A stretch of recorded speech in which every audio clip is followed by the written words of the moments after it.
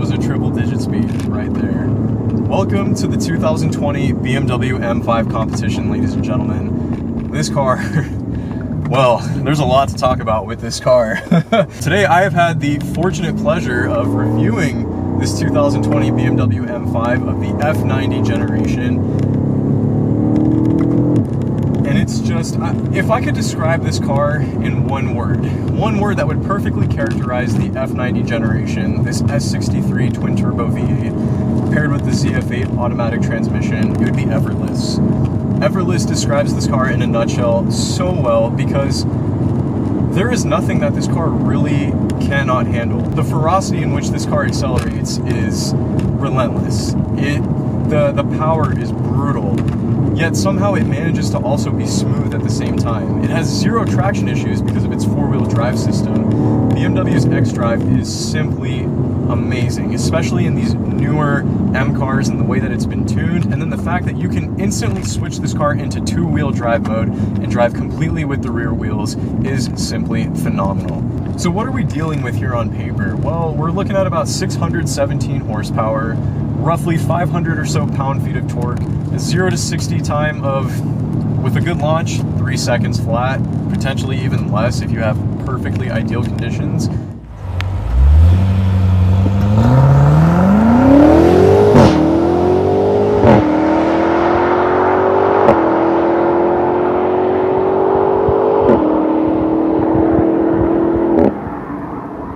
The power on this car is effortless. The way it accelerates is effortless. The tremendous nature in which this car can launch itself with the xDrive system is fantastic. As you stomp your foot onto the gas pedal, press that accelerator, and this car just takes off. There's nothing to it. There's no hesitation. There's no traction control lights. You don't feel like the rear end wants to break loose on you. You just stab the gas, and it freaking goes. This car has a 4,300 pound curb weight, guys. It is not a lightweight by any means. It is based off the 5 Series, the G30 platform, but this is the F90.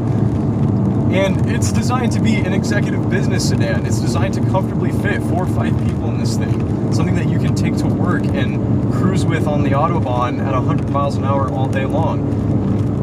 And the fact that somehow BMW has been able to mask its curb weight with the way that it handles, the fact that it has such incredible acceleration given its curb weight is a staggering feat of engineering. There is no denying that whatsoever.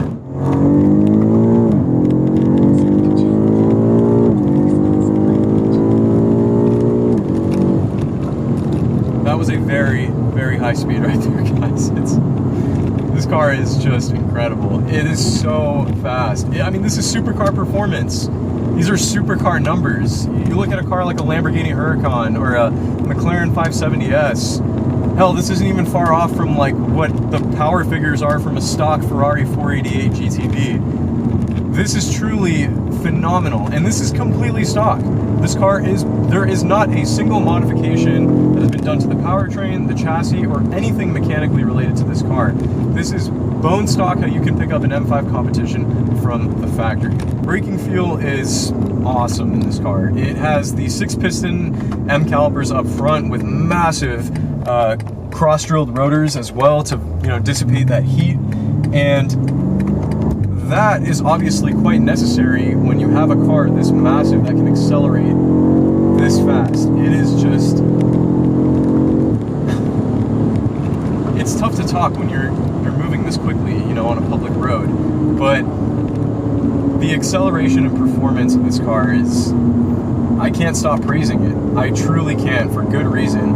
And I'm taking this car through some wine country back roads, and it actually feels light on its feet, dare I say it. The torsional rigidity of this chassis, the amount of bracing underneath the underbody of the car, and in addition to things like the carbon fiber roof, which not only lower the center of gravity, but also help to keep that curb weight somewhat down, really help to make this car feel very planted through the corners. The suspension tuning as well, with its EDC damper setup, has also been calibrated in a way that is not jarring when you're on the road, but it's stiff enough to where you understand that this is a performance car, and it does give you a certain degree of confidence through the corners.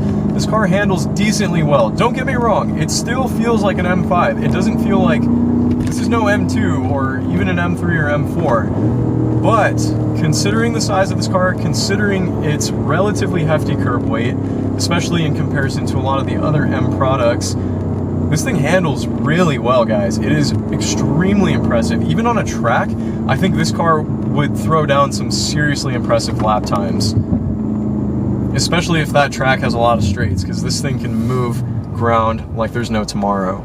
There was a big talking point and a big debate about switching over from the MDCT in the F10. And this ZF8, I will admit, I am a MDCT fanboy all day long. I'd prefer the DCT transmission over the ZF8, but I do feel like this gearbox suits a car like the M5 better than a DCT would.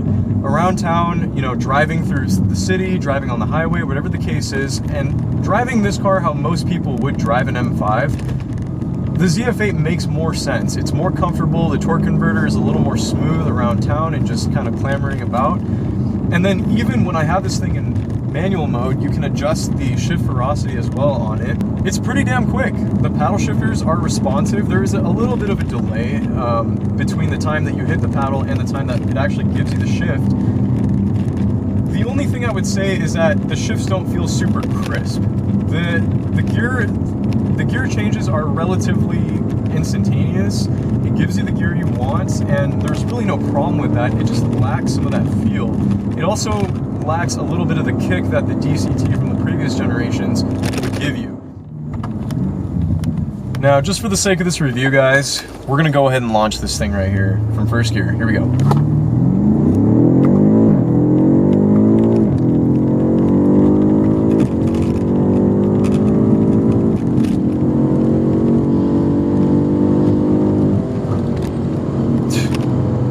I have my cooled seats on, I have the AC running, I've got Sirius XM playing in the background. It's 100 degrees outside, and this thing hits 60 miles an hour easily in under 3.5 seconds.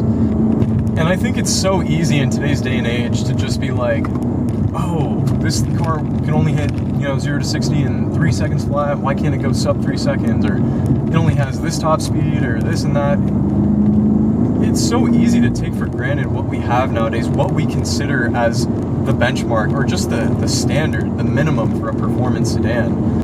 It has unbelievable performance, it has great comfort and practicality. I mean, what more could you really want? Yes, it's not a dedicated sports car.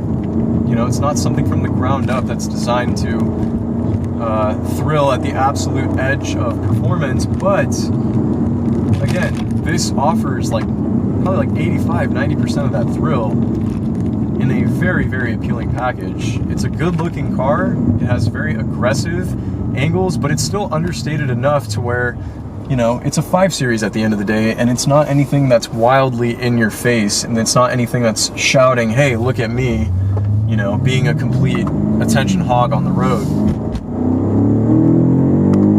Give it another pull just for some good measure.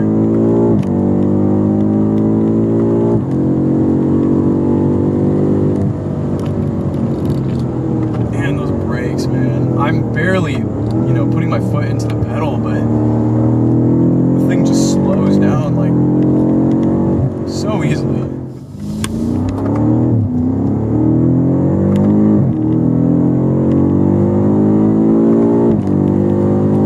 This car sounds awesome too.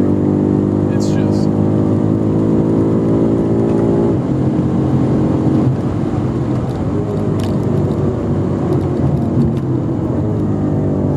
listen to those downshifts, guys. And at the lower RPMs, when you downshift it, it'll get some nice burble, and there will be some nice overrun because this is the competition package model. But this thing just covers ground like there is no tomorrow. I mean, it's just, oh God, I can't get enough of it. I cannot get enough of this thing. It sounds awesome. That twin turbo V8 is spectacular. Even with the stock factory competition exhaust, it's got a lot of volume, a lot of depth, and a good amount of bass to it as well. The one thing I will say is it feels a tad bit synthetic. There isn't a ton of steering feel that you're getting. You know, the ZF8 is so smooth and it shifts so seamlessly that you don't feel a whole lot coming through the car. But what do you expect from a large German luxury sedan at the end of the day? Are you looking for a purist driver's car? Because that's not really what this is. Or are you looking for something that's practical, that has the performance, it has the luxury, just all the things that I've been sort of redundantly talking about in this review? And if that's what your intention is with purchasing a car, then the M5 is damn near perfect. I think that is going to wrap it up for this review, guys. I know I was sort of all over the place in this video, and there was, you know, so much to talk about and so much to cover, but really this car is effortless. It is a phenomenal feat of engineering. Props to BMW, you know, for putting out, you know, a product this good. And compared to the F10, I think this is a massive step up. In just in terms of what you're getting and the refinement, the technology, everything sort of just wound up into this package of a car is simply bonkers. There's no other way to describe it. So if you guys enjoyed this review, please go ahead and give the video a thumbs up, as well as subscribe to the channel if you are new here. I would appreciate that a ton. And with all that being said, guys, I hope you enjoyed this review. I will catch you all in the next one. Bye-bye.